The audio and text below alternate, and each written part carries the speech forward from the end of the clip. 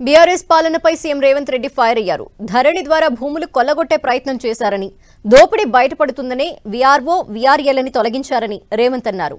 సామాన్యుల భూములకు పట్టిన వైరసే ధరణి అన్న రేవంత్, ధరణితో పట్టుకున్న దరిద్రాన్ని భూభారతితో వదిలించామని చెప్పారు. చిన్న తప్పుకే వీఆర్ఓ వీఆర్ఏ వ్యవస్థని రద్దు చేశారని, బీఆర్ఎస్ కట్టిన కాళేశ్వరం కూలేశ్వరం అయింది, కాళేశ్వరాన్ని చూపెట్టి ఆ పార్టీని రద్దు చేస్తారా అని ప్రశ్నించారు. ధరణి ముసుగులో దోపిడీ చేయాలనుకున్న వాళ్లకు ప్రజలు ఇప్పటికే గుణపాఠం చెప్పారని సీఎం రేవంత్ అన్నారు.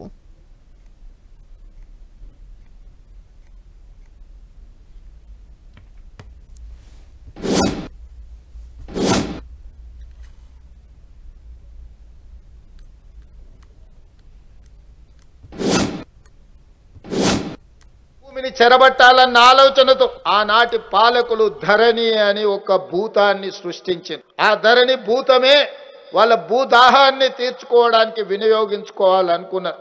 ధరణి ద్వారా కొల్లగొట్టాలనుకున్న వేలాది లక్షలాది ఎకరాల భూముల లెక్కలు పక్కాగా తెలిసిన వీఆర్ఓ వీఆర్ఏలను తొలగించుకోకపోతే వాళ్ళ దోపిడీ గ్రామాన తెలుస్తుంది. వాళ్ళ దుర్మార్గాన్ని తెలంగాణ సమాజం ప్రశ్నిస్తుందని మిమ్మల్ని బలి పశువులుగా నిలబెట్టిండ్రు. విడతల వారిగా చర్చించినాం, రోజుల వారిగా నెలల కొద్దీ చర్చించినాం, సూచనలు తీసుకున్నాం, సలహాలు పాటించినాం.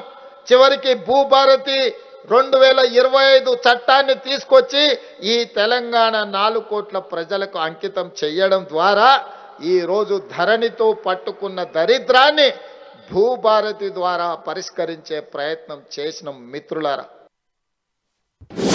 నాగార్జున సాగర్, శ్రీశైలం, శ్రీరామ్ సాగర్ లాంటి ప్రాజెక్టు, ఆ తర్వాత ముఖ్యమంత్రులుగా వచ్చిన వాళ్ళు కట్టిన భీమా, నెట్టంపాడు, కోయిల్ సాగర్ ఇలాంటి ఎన్నో ప్రాజెక్టులు కట్టిండ్రు. వాళ్ళందరూ ప్రాజెక్టులు కట్టిండ్రు. ఆ ప్రాజెక్టులు ఈ రోజుకు ఉన్నాయి. మరి గత పాలకులు కట్టిన కాళేశ్వరం కూలేశ్వరం అయింది కదా.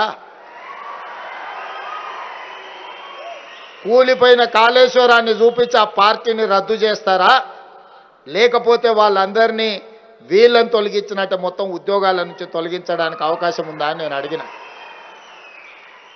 నిజంగానే చిన్నదో పెద్దదో తప్పు జరిగితే మొత్తం వ్యవస్థనే రద్దు చేసిండు.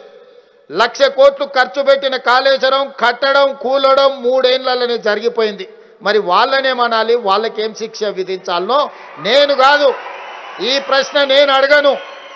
వేలాది మంది గ్రామ పాలన అధికారులు గ్రామాన వాళ్ళే అడుగుతారు, వాళ్ళే సమర్థించుకుంటారు, వాళ్ళే పేదలకు సేవలు చేస్తారు. ఈ భూమితో చెలగాట మాడినోడు, ఈ భూమి మీద ఆధిపత్యం చెలాయించాలనుకున్నాడు. కొమరం భీము నుంచి మొదలు పెడితే ఈనాటి ధరణి పోర్టల్ తీసుకొచ్చిన వాళ్ళ వరకు ఎవ్వరు కూడా ఈ భూమి మీద ఆధిపత్యాన్ని సాధించలేదు. అది అసాధ్యం అని నేను ఈ సందర్భంగా తెలియజేయదలుచుకున్నా. ఏ గతి పట్టిందో నిజాం నవాబులకు, రజాకర్లకు, భూస్వాములకు, జాగీర్దారులకు, జమీందారులకు ఆనాటి సాయుధ రైతాంగ పోరాటంలో ప్రజలు ఏ విధంగా గుణపాఠం చెప్పినరో, ధరణి ముసుగులో దోపిడీకి పాల్పడాలనుకున్న వాళ్ళకు కూడా ప్రజాస్వామ్య పద్ధతిలో ఈనాడు మీరు గుణపాఠం చెప్పినరు. అందుకే ప్రజాపాలన వచ్చింది. ఇందిరమ్మ రాజ్యంలో మళ్ళీ మీ కొలువుల జాతర మొదలైంది.